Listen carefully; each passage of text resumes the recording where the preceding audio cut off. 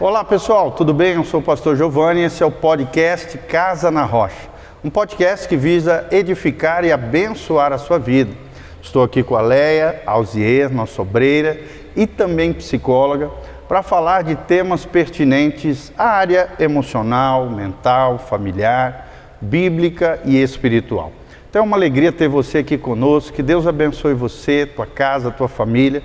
Desde já dá um like, aperta no joinha, deixe seus comentários embaixo, compartilhe com outras pessoas, a fim de que o máximo de pessoas possam assistir esse vídeo e serem abençoados assim como você foi. Então não esquece, dá um like, siga o nosso canal e se você quiser conhecer o nosso ministério, a nossa igreja, Instagram, Facebook, YouTube e Spotify, Igreja Casa na Rocha. Tudo junto, Igreja Casa na Rocha. Eu quero começar com o texto da Palavra de Deus, aqui em Filipenses 4:8, que fala do cuidado que nós temos que ter com a nossa mente, com os nossos pensamentos. O tema de hoje é sobre o que é o TOD, e nós vamos falar um pouquinho sobre isso. Quando falamos TOD, não é o TOD de bebê, gente. Não é o TOD que as crianças tomam, nos seus lanchinhos, nas suas casas, não. É um transtorno que vai ser falado. E por isso é tão importante nós cuidarmos da nossa mente e dos nossos pensamentos. Aqui em Filipenses 4:8 nós temos um princípio de vida cristã, um princípio para a saúde emocional. O texto sagrado nos diz o seguinte, o apóstolo Paulo, cheio do Espírito Santo, diz: finalmente, irmãos, tudo aquilo que é verdadeiro, tudo aquilo que é respeitável, tudo aquilo que é justo, tudo aquilo que é puro, tudo aquilo que é amável, tudo aquilo que é de boa fama, se alguma virtude há e se algum louvor existe, seja isso o que ocupe o vosso pensamento. O que também aprendestes e recebestes e ouvistes e vistes em mim, isso praticai, e o Deus da paz será convosco. Olha que coisa linda, Deus é um Deus de paz. É um Deus que promove paz lá fora, externamente, mas também no nosso interior, na nossa vida interior, na nossa alma, no nosso espírito, na nossa mente, nos nossos pensamentos. Mas Ele nos dá dicas tremendas do que deve permear os nossos pensamentos, a nossa mente. Tudo aquilo que é verdadeiro, tudo aquilo que é respeitável, tudo aquilo que é justo, tudo aquilo que é puro, tudo aquilo que é amável, tudo aquilo que é de boa fama, tudo aquilo que tem virtude, ou que existe algum tipo de louvor. É nisso que temos que pensar, é isso que deve ocupar o nosso pensamento. Que tipo de pensamento você tem abrigado no teu interior, na tua mente, no teu coração, na tua alma? Pensamentos destrutivos ou pensamentos construtivos?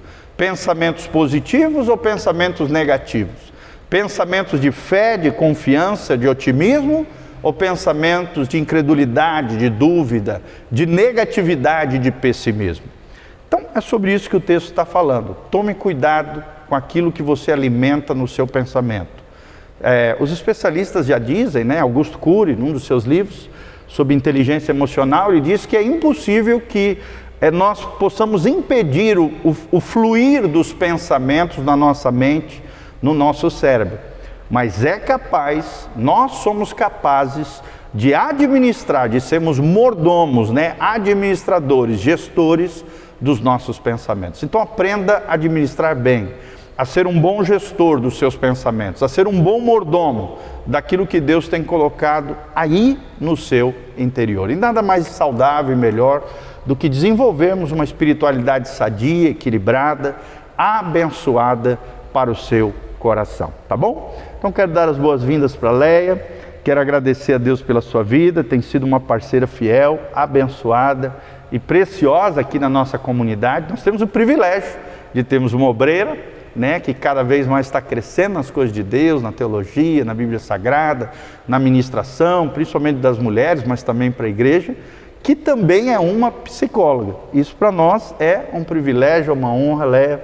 Quero desejar muita bênção de Deus sobre você, sobre a tua casa. Seja muito bem-vinda, nossa parceira aqui de podcast.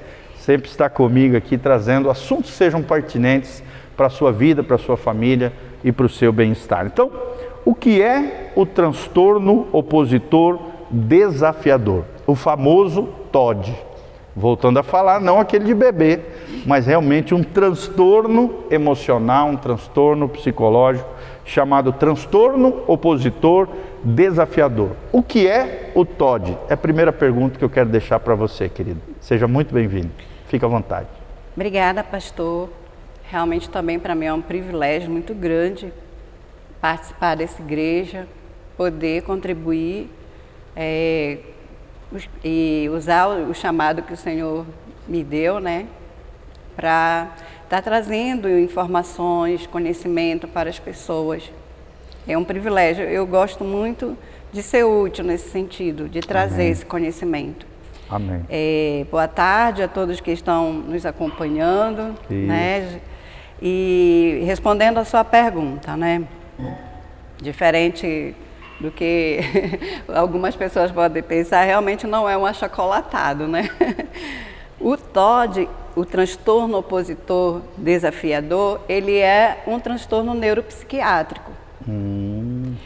E dentro do espectro dos transtornos neuropsiquiátricos, ele é classificado como um transtorno do comportamento disruptivo.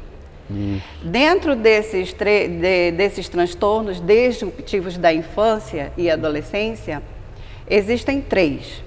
É o TOD, que é o transtorno opositor desafiador, o TDAH. Esse tem sido muito falado ultimamente, né? Isso. Ele também é um transtorno disruptivo, neurobiológico também, né? E o outro, TDAH, é transtorno do déficit de atenção e hiperatividade, como eu falei da outra vez, pode ser só o transtorno de hiperatividade que a criança pode ter, pode ser só o déficit de atenção e pode ser misto, pode ser os 2 transtornos associados, né, na mesma criança. E o outro é o transtorno de conduta. Esses 3 são considerados os 3 transtornos de comportamento disruptivos da infância. O que é disruptivo? Só para o cara ouvinte saber o que é isso. Então, disrupção é um comportamento externalizante negativo, que faz mal tanto para a criança quanto para as pessoas que convivem com ela, seja lá, seja na escola, seja no grupo de amizade que ele tenha. Ele é um comportamento extremamente agressivo, certo, né? E é um comportamento que a criança apresenta muita raiva, né? E compromete a vida social da criança. Isso é interessante, né? Afeta o indivíduo, mas também afeta os seus afetos, os seus relacionamentos sociais. Isso, exatamente. Então tá, qual é a diferença? Nosso último tema aqui, você que está nos assistindo, foi a birra. Como lidar com a birra na vida das crianças, dos adolescentes e às vezes até adultos infantilizados, né? E a pergunta é, Leia, qual é a diferença entre a birra e o TOD? São iguais? São diferentes? Qual é a diferença entre os 2? Apesar de que às vezes algumas pessoas tendem a classificar alguns comportamentos de birra como TOD, mas é uma classificação equivocada, né? Porque como a gente viu da outra vez, a birra é um comportamento imaturo da criança. Por quê? Porque ela não sabe lidar com a frustração, ela tem um desejo, ela quer que esse desejo seja satisfeito naquele momento, naquela hora, do jeito que ela quer. E aí o pai ou a mãe ou a pessoa que está ali com ela não vai satisfazer esse desejo, então ela, como não sabe ainda, porque como a gente viu, a birra ela se apresenta ali entre os 10 meses até 4 anos de idade, ele se intensifica entre 1 ano e 2 anos e meio, é onde ele fica mais forte, né? Nem toda criança tem esse comportamento, mas as que tem, elas dão muito trabalho para os pais, né? E é um comportamento porque ela não sabe lidar com a emoção dela.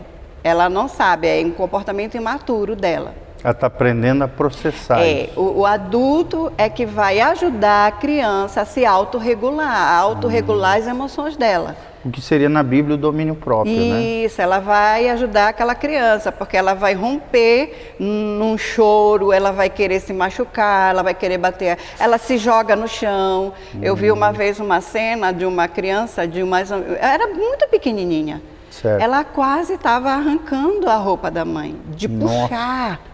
Então, ela tem esses comportamentos que as pessoas olham e dizem, meu Deus, se fosse meu filho, né? Não, mas esse comportamento, na verdade, ele está se reproduzindo fora do ambiente, ele começa dentro de casa. Sim. O adulto não quer, deixa, não quer, está gritando, não quero mais ouvir esse choro, faz logo o que ele quer. Então, fazer o que a criança quer na hora da birra é a pior coisa que o adulto pode fazer.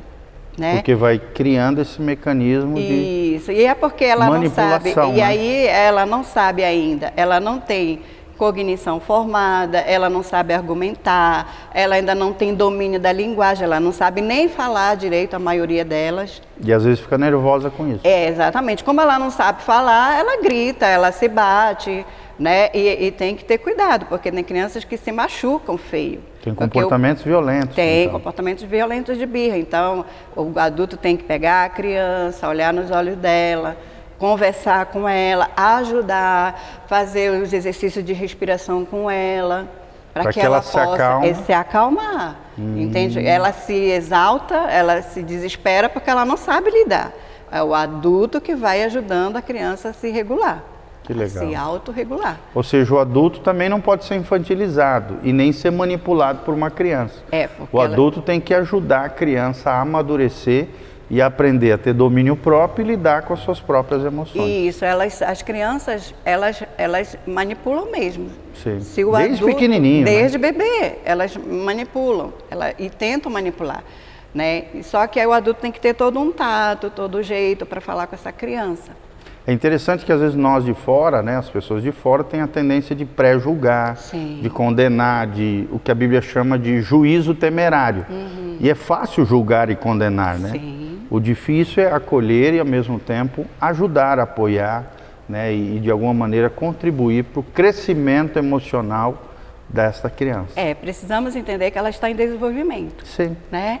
Ela está crescendo, processo, ela está em processo, ela está amadurecendo. E ela depende muito da orientação do adulto, de uma orientação que vai levando ela para a autorregulação, para o controle das emoções. Porque se ela não é ajudada na infância, ela vai ser um adulto também descontrolado emocionalmente, obviamente. Interessante. Né? Vai desenvolver transtornos. Pode, né? Não que vá necessariamente, mas pode lá na vida adulta, porque não soube regular as suas emoções desde pequena, quando ela se deparar com situações mais conflitantes na vida adulta, ela também não vai saber se autorregular para resolver, né? As questões, tá bom? Então de forma bem objetiva, a diferença entre a birra, que é o que a gente está falando até agora, e o TOD é? O TOD... Ele é um transtorno neurobiológico. Certo. Ou seja, a criança ela já vai ser ali diagnosticada com TOD a partir de 7 anos.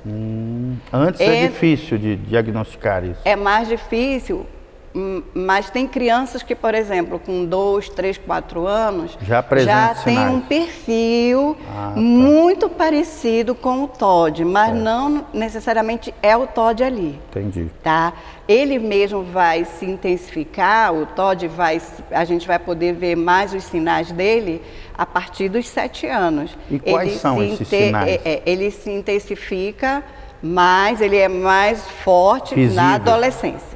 Sim. Né? Mas já ali com os 7 anos, a criança já começa a apresentar sinais do TOD, né?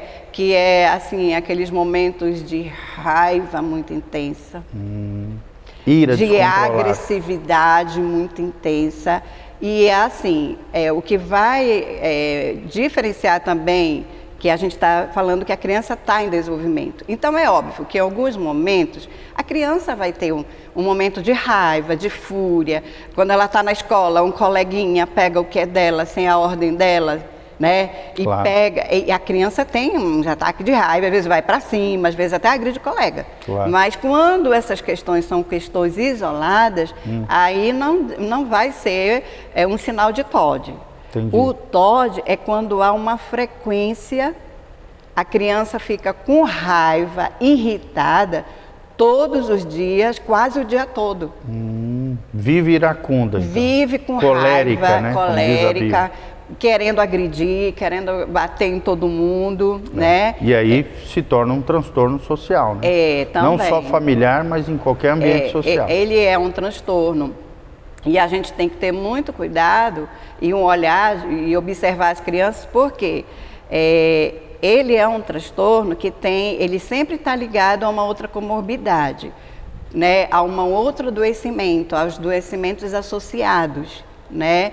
A comorbidade é uma outra doença que está junto com aquele transtorno. Por exemplo, o TOD, ele sempre está associado ou com o TDAH, ou com a bipolaridade, uma tendência para desenvolver a bipolaridade, aquela criança já tem, ou o TEA, que é o transtorno do espectro autista. Então, ele sempre está, o transtorno, com um desses 3 adoecimentos. É como se fosse um transtorno conjugado com associado, que associado, a gente chama, que tem as comorbidades, outras doenças junto com ele. Entendi. Entende? Então, o que acontece? E doenças biológicas, assim, físicas, Não fora tão. essas doenças psíquicas, também geralmente acontece isso? Não, são mais no estado mental. Ah, tá. Então é um problema especificamente neuropsíquico?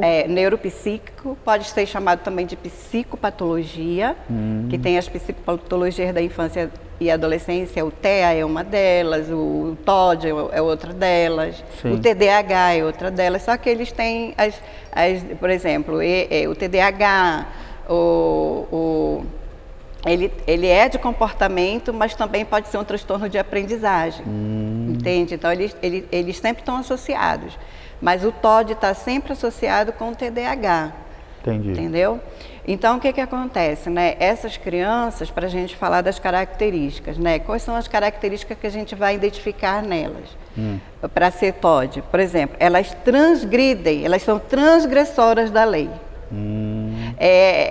Por exemplo, a criança menor, ela faz a birra, mas ela ainda não tem conhecimento total de, por exemplo, de valores morais, de regras, né? Causa, consequência. E de princípios. Ela ainda está começando a aprender. Isso pode, isso não pode, isso não é legal, isso não está certo, isso está errado. Ela ainda está aprendendo. Sim. Mas a criança com 7 anos, ela já assimilou regras, Sim. princípios, valores, o que é certo, o que é errado. Então, no TOD, ela é transgressora e ela transgride porque ela quer transgredir. Ou seja, intencional. É intencional, ela não se encaixa em nenhum tipo de regra, nem de princípio, nem de valor. Ela é uma criança excêntrica. Tem dificuldade de obedecer. Tem muita dificuldade. Ela não só tem dificuldade, como ela não obedece. Ela sempre vai se contrapor a qualquer tipo de autoridade. E por isso esse nome, né? Opositor desafiador. Exatamente. É como se ela se deleitasse em desafiar. Exatamente. E se colocar contra. Ela se posiciona sempre do lado oposto do que é o habitual, do que é a regra. Do que a regra diz. O limite, né? O limite não existe para elas. E limites são necessários. São necessários. Nem toda a liberdade, ela precisa de certos limites. Precisa, né? Principalmente toda no ambiente social.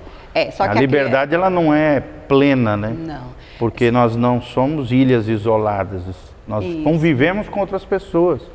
Então a nossa liberdade vai até quando afeta o indivíduo que também está em convívio social comigo. Isso, exatamente. Então, uma das características, elas são transgressoras, elas não se adequam em nenhum tipo de lei, de padrão, elas são opositoras, elas vão se opor a todo tipo de autoridade, de pai, de mãe, de professor, entende? Elas vão se opor, elas são do contra. Se alguém dizer assim, é para fazer dessa forma, ela sempre vai se posicionar contrário, tanto nos grupos, quanto na escola, quanto em casa. Se o pai, tem que fazer isso, ela sempre vai se opor. E ela se opõe de forma agressiva. Às vezes até violenta? A maioria das vezes até violenta. Olha só. Entende? Então é por isso que tem que ter um cuidado, né? E como é que os pais convivem com isso, estabelecem limites com esse tipo de comportamento? Como lidar? Eu só queria terminar essa isso, parte desculpa. aqui das características isso, e a gente já vai para lá. Tá bom. Tá? São crianças que discutem. Certo. Discutem muito, elas causam muita confusão. Alvoroço. Quando estão em grupos, elas tendem a desintegrar os grupos, porque elas causam muita confusão. Facções. Isso. Ela quer que a posição dela, o argumento dela prevaleça sempre. E é por isso que ela causa muita confusão. Entendi. Entende? Porque o que ela pensa, o que ela acha é que está certo. E afeta o grupo e a coletividade. E afeta o grupo, porque o consenso social a opinião da maioria prevalece. Sim. E no caso da criança que tem TOD, não. É a opinião dela que tem que prevalecer sobre o grupo. E aí ela causa um transtorno. Então tem características meio egoístas, vamos dizer assim. Sim, muito egoísta, muito egocêntricas. Egocêntricas. Tá? A outra é que elas têm um descontrole emocional muito grande. Instabilidade. Uma instabilidade emocional muito grande. E tem tendência dentro dessa instabilidade a descontar a raiva em outra pessoa. Elas têm a tendência a se vingar. Quando alguém contrapõe o que ela fala, ela vai procurar em algum momento se vingar dessa pessoa. Pode ser pai. São vingativas. São muito retaliadoras. E é uma consequência, uma característica do TOD, do transtorno. Né? E a outra, elas são irresponsáveis. São aquelas crianças que jamais elas cometem os erros, mas elas jamais admitem que estão erradas. Tem dificuldade de se arrepender. Então. Nunca se arrependem. Nossa. No transtorno, não. Por quê? Caramba. Porque ela que está certa. Entende? E culpa os outros pelo erro que ela cometeu, o que é pior. Você pode pegar ela ali, como a gente fala, no flagra, né? Ela vai dizer que não, que é ela que está certa. Sim. Que o adulto que está errado, que é o amigo, os outros estão errados. Então, ela é extremamente irresponsável.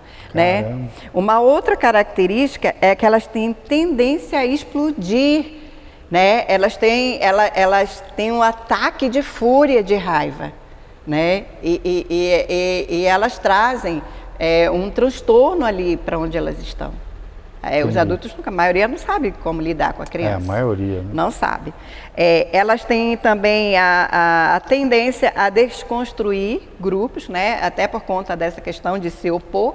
Tem que ser o que elas acham, tem que ser o que elas pensam. Jogar pessoas contra pessoas. Joga. Né? Manipula. Inclusive, tem tendências manipuladoras? São. Geralmente, essas crianças, elas têm os seus pares. Sim. Então, elas vão andar com crianças muito parecidas com elas. Ou coiguais ou mais frágeis que elas possam dominar. Por exemplo, crianças que cometem bullying. São crianças que têm TOD, geralmente. Entende? Entendi. Elas são extremamente más, não se arrepende, elas são extremamente cruéis. Sim. São aquelas crianças que pegam os bichinhos e destroçam os bichinhos e elas não sentem nenhum tipo de remorso. Caramba. Nem quando elas batem em outra criança, mesmo que elas machuquem feio outras crianças, elas não sentem. Podem se tornar, se não tiverem freio, adultos terríveis, né? Sim, são. Inclusive psicopatas, coisas assim. São crianças que tendem, como eu falei, né, para a delinquência. Não são todas as pessoas que têm TOD que vão virar delinquentes. Não, mas uma boa parte, sim. Potencialmente existe maior possibilidade. Sim. Tá? Entendi. Elas também têm essas soluções agressivas. Elas vão, por exemplo, se o pai e a mãe contradiz o que elas querem, elas vão esperar o momento certo, que esses pais estão reunidos com pessoas e elas vão Fazer vergonha para esses pais. Nossa. Porque essa é a forma dela se vingar. Então ela vai fazer algo ali que vai assim envergonhar os pais. Diante dos outros. Vai. Nossa. Ela vai fazer isso. Então a gente está diante de um transtorno. Não é de uma situação do desenvolvimento normal da criança, tá? Ela também, essas crianças, e adolescentes não se preocupam com punição. E esse que é o maior problema delas. Nossa. Elas não estão... Não tem medo da punição. Não tem medo de punição. Se elas se opõem a tudo que é regra, que é lei. Então são essas crianças que têm problemas com a lei, os adolescentes, no caso, né? Sim. São crianças que têm problemas com a lei, são crianças que põem em risco a vida delas e de outras crianças, porque elas não têm medo de punição. Elas não estão preocupadas se o pai vai punir. Sim. Porque ela vai se contrapor. Ou às vezes até sofrer as consequências dos erros criminais dela, né? Ela vai pagar esse preço, né? Mas ela não está preocupada com isso. Esse que é o maior perigo desse transtorno. Ou seja, falta uma consciência, né? Individual e coletiva. Isso, exatamente, tá? Elas se envolvem muito fácil em gangues, com delinquência, com grupos, né, que são assim, que a gente pode chamar de grupos negativos na sociedade. Ela tende a sempre estar envolvida nesse tipo de grupo, entende? Então, é preciso estar de olho nesse transtorno, né? E aí o senhor me perguntou sobre as causas, né? Como os pais podem lidar com isso e como ajudar os seus filhos a não se tornarem, né, de meras crianças que têm o transtorno, opositor desafiador, em criminosos, em psicopatas, em pessoas mais graves e violentas ou preocupantes a nível social. Isso. A primeira coisa, os pais precisam adquirir conhecimento do transtorno. É a primeira coisa que eles precisam ter. Conhecer o que acontece, como é que a criança se comporta quando ele está dentro do transtorno, né? Sim. Por quê? Porque esses transtornos, e a gente já entra um pouco nas causas, eles têm causas genéticas. Então, alguém na família provavelmente teve, e geralmente elas herdam do pai. Crianças que têm esse tipo de comportamento, na maioria das vezes, quando se vai avaliar, se percebe que o pai também tem esse perfil, né? Ou alguém da família teve. Ou seja, uma questão não só da lei da responsabilidade, mas da lei da herança, né? Isso, da herança genética. Então, tem essa questão da genética, tem o fator hormonal. Sim. Ou seja, as crianças com TOD, elas têm o maior nível de testosterona do que uma criança normal. O nível dela de testosterona nos meninos é elevado e nas meninas também que apresentam, também é elevado. Não é, porque as mulheres também têm hormônio testosterona. Mas nas meninas que têm o transtorno, esse nível é muito acima do considerado normal. Então tem essa questão hormonal ligada à testosterona e a outros hormônios que estão também ligados à testosterona. Então olha que tem fatores que não são só ambientais, do contexto familiar da criança. Sim, claro. Que muitas tem pessoas... fatores biológicos, tem, né? Biológicos, genéticos, tem neurológicos, né? E psicológicos. E tem uma outra questão. Fatores ambientais também contribuem? A desintegração familiar, ou seja, a família disfuncional. Sim. A desintegração, uma família em que não existe regras, não existe limites. Um diz uma coisa, o pai diz uma coisa, a mãe diz outra, né? Uma família que ninguém entende o que o outro fala. Isso vai facilitar essa criança para que emerja esse transtorno, entendeu? Tá, entendi. Tá? Então, olha que nós temos fatores biológicos, tem a questão eletroencephalográfica, né? Que para detectar faz o eletro ou então faz o mapeamento cerebral, que é o neuropediatra que pede esse exame, para que seja avaliado o aspecto mental da criança e nesses exames aí vão detectando que existe alguma coisa normal na criança. Né? Neurológico. No fator neurológico. Então, quando tem questão neurológica, tem o fator hormonal, muitas vezes a criança precisa entrar com medicação. Sim. Né? Não são todas as crianças que precisam entrar com medicação. Às vezes algo terapêutico, um trabalho psicológico bem feito. Exatamente. O tratamento, ele vai ser o quê? Medicamentoso, no caso de haver necessidade para aquelas crianças que estão extremamente agressivas, que têm um grande nível de raiva, né? Então aí o médico, no caso, ou o neuropediatra ou o psiquiatra infantil vai entrar e aí é preciso ter cuidado, porque às vezes os pais querem medicar a criança por conta própria, isso não pode. Não pode, tá? Jamais. Quem tem que tanto diagnosticar, identificar, né? Porque só esses fatores já são indicativos de que a criança possa ter o TOD. Entendi. Mas para que o profissional ele possa realmente diagnosticar, ele vai precisar de todos esses fatores que eu elenquei aqui. Sim. E mais os itens que estão descritos no DSM, sim, que é o Manual de Diagnóstico de Transtorno da Infância e Adolescência. Sim. Lá tem 8 itens que, se a criança apresentar 4 deles, mas claro que o profissional vai verificar a prevalência, né, a intensidade, junto com esses transtornos, para poder dizer, essa criança tem TOD. Poder diagnosticar. Exatamente. Então, só quem pode diagnosticar, porque aí o que acontece? Às vezes se torna vulgar. A criança às vezes tem um rompante, assim, uma agressividade, é TOD. Não é assim, não é uma coisa vulgar. Mas quem geralmente percebe isso à primeira vista? É um neuropediatra, é um neurologista, um psiquiatra, ou se observa muito isso no ambiente psicológico? Geralmente, quem vai detectar que a criança tem alguma coisa de errado é na escola. É o professor. Porque na escola a criança, ela meio que é mais livre para se comportar diferente do que ela se comporta em casa. Sim. Embora a criança com TOD, não exista isso para ela. Em qualquer lugar ela se comporta dessa forma. Ou seja, o pedagogo, o neuropedagogo, sim, o já é um especialista. O psicopedagogo. Ou psicopedagogo, né? O professor que lida com a criança.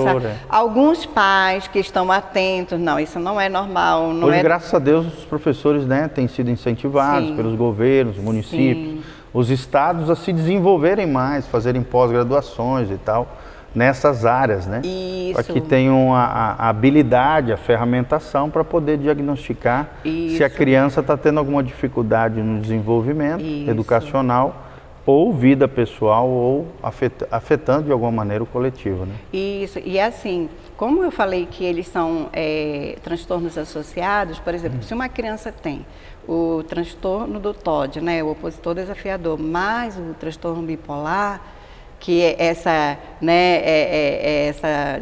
Sobe e desce, né? Êxtase e depressão. Né? Exatamente, que é uma desregulação do humor. Uma hora ele está bem, outra hora... Rapidinho ele também fica, né, mal-humorado, né? Então, nesse caso, só a medicação vai resolver o caso da criança, né? Aí precisa de um neurologista ou um psiquiatra. Não um neurologista, mas um neuropsiquiatra. Um neuropsiquiatra. Neuropedagogo. O neuropediatra. Neuropediatra. O neuropsiquiatra não existe, né? O neuropediatra ou o psiquiatra infantil, né? Esses profissionais. Mas os neurologistas também devem, né? Ou os neurologistas é mais adultos, né? O neurologista cuida mais de adultos. O neuropediatra, eles estão especialista em criança. Exatamente. Da infância e adolescência, entendeu? Entendi. Então tem que ficar de olho nisso. As mães ficarem atentos, os pais também. Nesse tratamento também tem a psicoterapia, que eles chamam de terapia de manejo parental. Por quê? Isso quem faz é o psicólogo. É o psicólogo. E no caso a terapia para esse tipo de transtorno, a mais indicada é essa, a terapia do manejo parental, que é um ramo dentro da comportamental, da análise do comportamento. Sim. Então eles têm toda uma estratégia para trabalhar, porque aí tem que trabalhar com a criança e com os pais. Entendi. Na verdade, o tratamento ele vai ser um tratamento multidisciplinar. Nesse tratamento multidisciplinar, existem 3 eixos: a terapia, medicamento quando é necessário, e tem também o tratamento medicamentoso, e tem o suporte que é dado pela escola. Esses profissionais, eles têm que estar o tempo todo se comunicando para identificar como é que está a criança, o que ela melhorou no transtorno, entende? Entendi. Eles têm que estar... O desenvolvimento, né? Eles têm que estar ali em comunicação o tempo todo. Certo. A escola dando suporte, o neuropediatra ou o psiquiatra infantil dando suporte para a escola, o terapeuta dando suporte para a família e para a criança, e isso tudo vai, né, reverberando nos ambientes que essa criança vai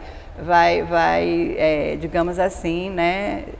Ou seja, é um trabalho multidisciplinar e sistêmico, né? Sim, sim, sim. Não é só o indivíduo, é a família, questões biológicas. Porque ainda tem uma questão, é o por exemplo, coletivo na escola. Tem casos em que só de mudar alguns comportamentos dos pais dentro de casa, a criança já tem uma melhora muito significativa. Da importância de construir famílias sadias, né? Da importância de você aplicar os princípios e valores do reino de Deus, você lutar pela sua família, ao mesmo tempo construir famílias saudáveis e não tóxicas, famílias funcionais onde cada indivíduo, o pai e a mãe, cumpra o seu papel dentro do lar, dentro da família, a fim de que os filhos possam viver num ambiente agradável, né? Abençoado e ao mesmo tempo saudável, porque é disso que depende o futuro dos seus filhos. O diálogo, né? O diálogo é muito importante, né? Acolhimento, o né? acolhimento. E não rejeição, né? E tem um detalhe muito importante dentro disso, por exemplo, que a gente viu que é um transtorno. E muitas vezes as mães, os pais dessas crianças, eles são julgados de forma errada. Sim. Né? Por exemplo, as mães de crianças que têm esse transtorno, elas têm um estigma, né? São más mães, são mães incompetentes, são mães que não sabem educar seus filhos, e às vezes não é isso. Sim. A gente está vendo que está lidando com um transtorno que tem a forma certa de cuidar desse transtorno. Sim. Né? E obviamente que tendo um lar ajustado, em que há diálogo, em que há limites, em que há regras, isso vai ajudar muito essa criança, né? E tratar o transtorno dela vai ser fundamental para trazer bem-estar para essa criança, para essa família, né? Para a sociedade, para a escola, né? Então é importante, né? Porque essas mães, elas têm tendência a desenvolver ansiedade, depressão, porque também elas se sentem culpadas já, porque não sabem lidar com isso. Sim. Então aí vem alguém de fora e dá culpa a essa pessoa. Esse transtorno não é tão falado, né? Não é tão conhecido. Não é tão conhecido. Diferente do TDAH, do autismo, Sim. que hoje é muito comum, muito falado, muito dialogado, tanto na mídia quanto no ambiente escolar, entre as pessoas, né? Isso. Então daí a importância de você ter esse conhecimento, ao mesmo tempo passar esse material, esse vídeo, para aquelas pessoas que você conhece, né? Porque às vezes é a chave que pode ajudar alguém.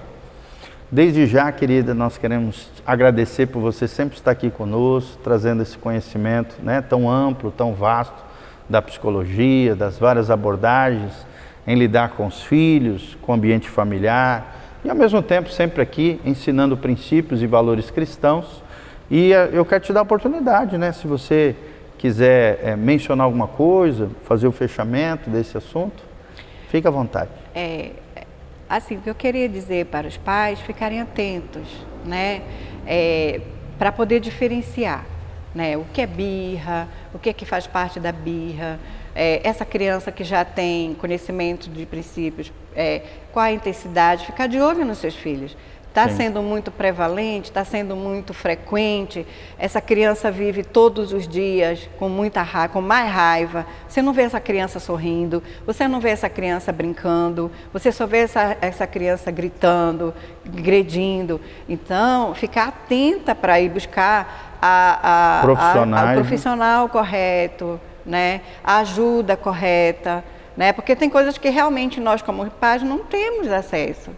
E às vezes não temos o conhecimento. Não temos o conhecimento. Habilidade nem a ferramentação para ajudar os nossos filhos. Então, ser humilde no sentido de dizer, eu não consigo lidar com isso sozinha, eu preciso de um profissional. Porque quando essa criança fica estabilizada, você consegue instruir, você consegue colocar ela no seu ritmo, você consegue ensinar para ela princípios e valores, mas se ela estiver desestruturada, desestabilizada, você não vai conseguir trabalhar com essa criança. Você não vai conseguir passar para ela conhecimento, você não vai conseguir dialogar com ela. Ela precisa se regular novamente, não é? Eu acredito que essa é a minha maior preocupação, que os pais possam identificar, não é? E também no banalizar, qualquer ataque de raiva de criança dentro de casa, já achar que é TOD, não. É um transtorno muito grave, muito contínuo, sério.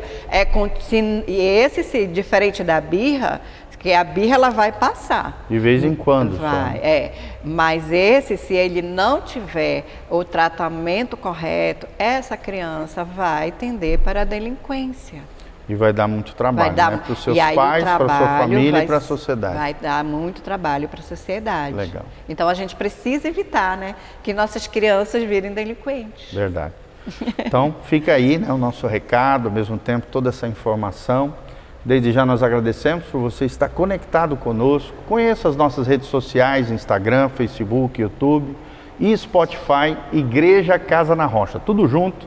Quando você aperta ali na lupinha para procurar, você vai encontrar 2 canais. O canal do Pastor Giovanni, que esse material também vai estar disponível ali, e também o canal da nossa igreja, onde tem todos os nossos vídeos, aulas de teologia, os nossos podcasts, onde nós tratamos de vários assuntos sobre vida cristã, vida humana, ciência, questões de saúde, questões psicológicas, questões teológicas, vários assuntos pertinentes que podem abençoar a sua vida e o seu coração, tá bom? Então continue conectado conosco, não esqueça de dar um joinha, de apertar no sininho, de deixar no comentário o que você achou desse vídeo, o que falou com você e ao mesmo tempo contribuiu com a sua vida, o seu conhecimento, talvez um entendimento maior das dificuldades que as crianças passam, as pessoas passam com seus diferentes transtornos. Desde já nós agradecemos de todo o coração. Eu sou o pastor Giovanni, ali está a nossa querida obreira e também psicóloga, Leia Alzier.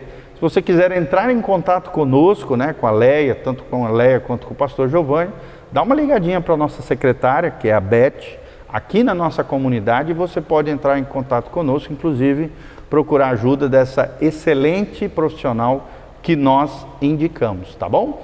Então, o telefone é 991 83 12 80, 991 83 12 80. Igreja Casa na Rocha. Desde já um grande abraço, Deus te abençoe, em nome de Jesus. Amém. Amém. E amém.